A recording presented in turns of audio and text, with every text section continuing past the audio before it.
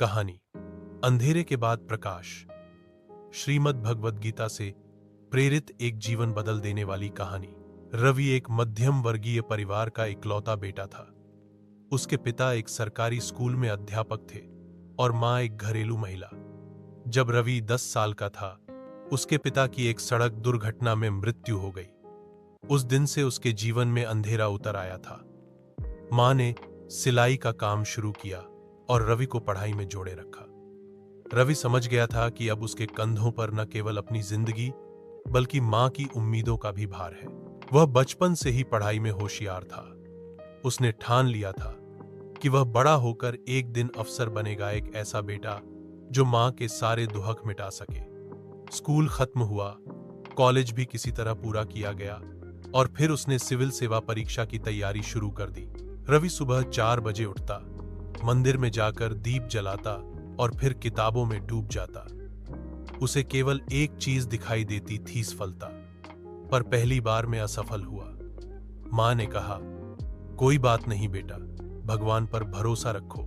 वह फिर जुट गया, पर दूसरी बार भी नतीजा वही निकला। अब रिश्तेदारों ने ताने मारना शुरू कर दिए। कोई कहता इससे नहीं होगा, कोई हौंसते हुए कहता इसे नौकरी नहीं, नींद चाहिए। रवि अब खुद से भी नजरें नहीं मिला पाता था। मां हर रोज उसके लिए चुपचाप चाय बनाती, सिर पर हाथ फेरती, लेकिन वो स्नेह अब रवि के लिए बोझ लगने लगा था। तीसरी बार जब उसका चयन फिर नहीं हुआ तो रवि पूरी तरह टूट गया। उसने कमरे में खुद को बंद कर लिया, फोन बंद कर दिया, दोस्तों से बात बंद कर दी, खाना पीना छोड़ दिया। एक रात वह छत पर गया और रेलिंग के किनारे खड़ा होकर खुद से बोला, अब और नहीं होता, बस अब खत्म कर दूं सब कुछ। तभी पीछे से मां की धीमी लेकिन सधी हुई आवाज आई, रुक जा बेटा। रवि पलटा, उसकी आंखें आंसुओं से भरी थीं। मां ने चुपचाप एक पुरानी किताब उसके हाथ में रखी और बोली, ये तेरे पापा की गीता है, आज इसे एक बार पढ़ ले, फिर जो मन करे कर लेना। रवि ने अनमने भाव से गीता के पन्ने पलटे। पहले पन्ने पर लिखा था, जब मनुष्य मोह में फंस जाता है तब वह अपने कर्तव्यों को भूल जाता है। फिर उसकी नजर इस पंक्ति पर गई, हे अर्जुन, तू अपने कर्म को कर, फल की चिंता मत कर। वो ठिठक गया। पहली बार उसे लगा जैसे ये शब्द किसी किताब के नहीं, उसके अपने जीवन के लिए लिखे गए हों।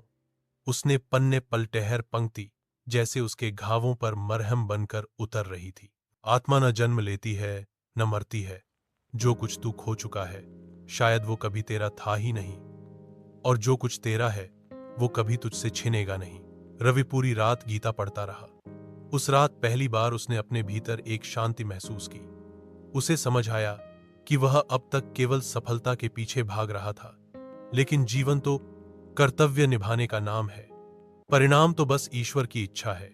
अगली सुबह रवि उठा, उसने मां के चरण छुए और मुस्कुराकर बोला, अब मैं फिर से लड़ूंगा, लेकिन इस बार हारने से नहीं डरूंगा, क्योंकि अब मुझे खुद पर नहीं, भगवान के न्याय पर भरोसा है।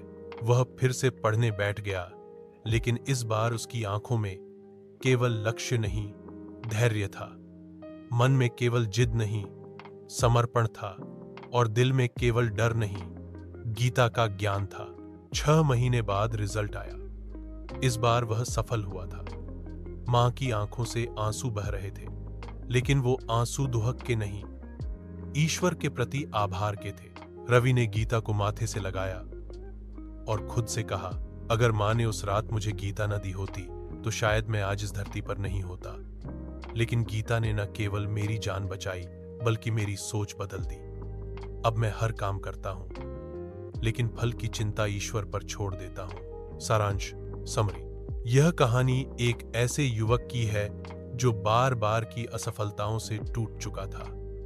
जीवन में निराशा और आत्महत्या जैसे ख्याल उसे घेर चुके थे, लेकिन श्रीमद् भगवद गीता के ज्ञान ने न केवल उसे बचाया बल्कि उसकी सोच, आत्मा और कर्म का मार्ग भी बदल दिया।